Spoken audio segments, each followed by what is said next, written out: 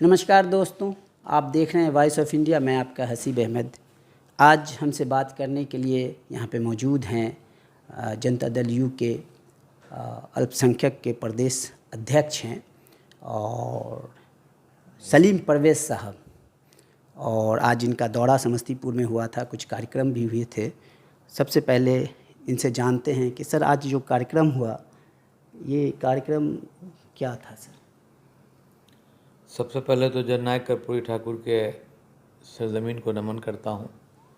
उनके यहाँ आकर के अल्पसंख्यकों के बीच में अपनी बात रखने का मौका मिला। जनता दल यू के माइनॉरिटी सेल के हम प्रदेश के अध्यक्ष हुए।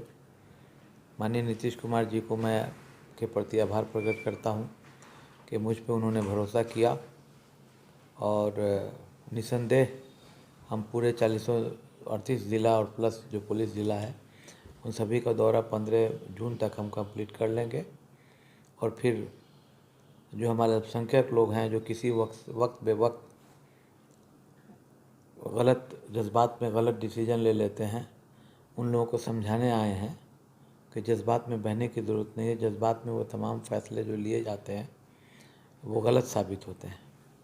नीतीश जी के कारनामे, उनकी योजनाएं जो अक़लियत के लिए है, जो मुस्लिम समाज के लिए वो कर रहे हैं, उन तमाम योजनाओं के बारे में, उनके हिफ्ज़ व अमान के बारे में, तहफ़्फ़ुज़ के बारे में, और जितनी भी योजनाएं चल रही हैं, चाहे वो मदरसा का हो या साइकिल हो या पोशाक हो या कब्रिस्तान हो या उद्यमी जो योजनाएं चल रही हैं जिसमें 5 लाख से 10 लाख रुपया तक लोन मिलता है ताकि लोग तिजारत कर सकें, तो वो सारी बात मैं बताने चला हूँ। अपने संगठन को मजबूत करने चला हूँ।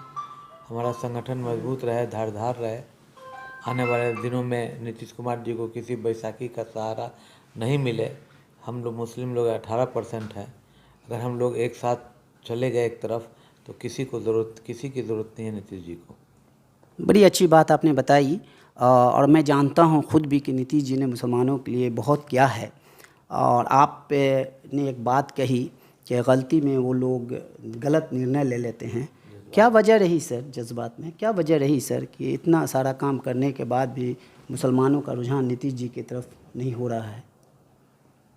मैंने कहा ना आपको कि जज्बात में ये लोग फैसला ले लेते हैं और जो दूसरे लोग हैं वो मुसलमानों को डराते हैं डायरेक्ट और इनडायरेक्ट कि तुमको वोट यहाँ देना है, नहीं तो एनआरसी लग जाएगा, सीए लग जाएगा, या फिर डराना धमकाना लोग का होता है। और भी समुदाय के लोग, आप मुझसे बेहतर जानते हैं। सही फरमाया आपने। और पिछले 17 सालों से नीतीश जी का यहाँ शासन है। इस 17 सालों में मुसलमान जितने सुरक्षित रहे, बजाते ख़ुद मैं इस चीज़ को जानता हूँ। लेकिन सर, ये मैं आपसे पूछना चाहता हूँ कि किस तरह से फिर मुसलमानों को जो वो भाग जाते हैं, तो आपके पास कोई कार्य योजना है?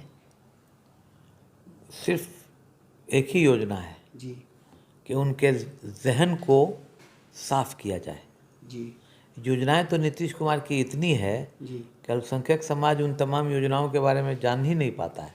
या फिर आपके जो नेतृत्व हैं वो उन तक उस योजनाओं को सही तरह से पहुंचा नहीं पाए, ऐसा भी हो सकता है? देखिए, गलती अकेले नहीं होती और ताली एक हाथ से नहीं बजती है। जी हम लोगों में भी कुछ कमी रही होगी, जी या हम लोगों ने भी उनके जहन को ठीक से साफ नहीं कर सके। जी लेकिन हाल में जब हम कुशेश्वर स्थान गए जी और कुछ एक टीम हमारी तारापुर गई, जी तो कुशेश्वर स्थान में जो दूसरे पार्टी के लोग हार्डकोर थे, जी मैंने अपनी बात रख करके, आईना रख करके और सबको बताया और अल्लाह की मदद आई और हम लोग कुशेश्वर स्थान और तारापुर जीते। उसके बाद से ही हम लोगों ने जो ऑब्ज़र्व किया कि नहीं, समाज के अंतिम पंक्ति के लोगों को सच्चाई बताने की ज़रूरत है।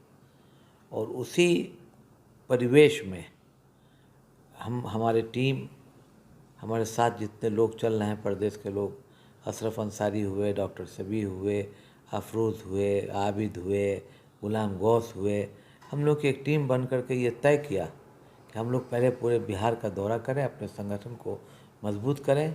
और इसी क्रम में आज समस्तीपुर संगठन की बैठक की, हम लोग समीक्षा बैठक हुई।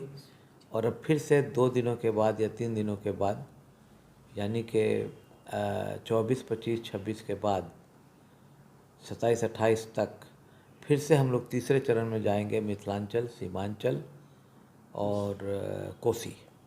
सर, एक छोटा सा सवाल बनता है, आज आपने समीक्षात्मक बैठक की समस्तीपुर में, तो आपने क्या पाया यहाँ के जो अल्पसंख्यक समाज हैं या समुदाय हैं या जो आपके लीडरशिप अल्पसंख्यक की है, वो कितने कनेक्ट है जनता से सर? देखिए, यहाँ के मुसलमान लोग जो हैं बहुत दानिश्वर तबके के लोग हैं, सिर्फ उनको बताने की ज़रूरत है। चाहे वो बॉबी जी हों या अनस साहब हों या हमारे कमरालम साहब के भतीजा यहाँ पे सुबह से मौजूद हैं। बहुत ज़रख़ेज़ ज़मीन है ये, समझे। यहाँ सर जो जिला अध्यक्ष हैं शारिक रहमान लवली साहब आज किसी वजह से मौजूद नहीं थे और उन्होंने काफ़ी काम भी किया, हमने देखा है। तो आगे कोई उनके लिए कोई आप लोगों ने कोई एक टास्क छोड़ा है या कुछ ऐसा कि आप करके? किसी भी इंसान का पारिवारिक ज़िंदगी होता है जी, उनके परिवार में कोई शादी वगैरह है, जी, जी। लेकिन उनके बड़े भाई तो सुबह से लगे हैं ना। बिल्कुल, मैं इनको जानता हूँ, ज़ाती तौर पर भी जानता हूँ और ये लोग काफ़ी एकदम ग्रास रूट से जुड़े हुए लोग हैं, काम करते हैं अल्पसंख्यक समुदाय में, इनकी अच्छी पैठ है।